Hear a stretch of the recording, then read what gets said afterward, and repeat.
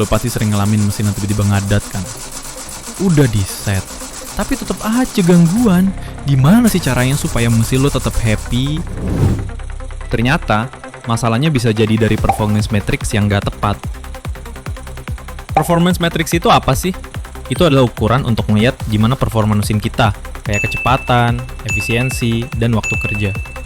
Kalau nggak dipantau dengan baik, mesin bisa tiba-tiba baper dan bikin masalah.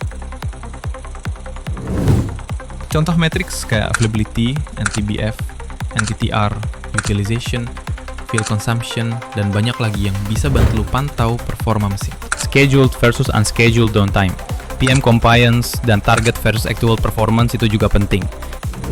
Dengan memantau performance matrix ini, lo bisa tahu kapan mesin lo butuh perhatian. Subscribe dan tunggu video berikutnya, kita bakal bahas lebih detail tentang matriks yang bisa bikin mesin lo makin awet dan efisien.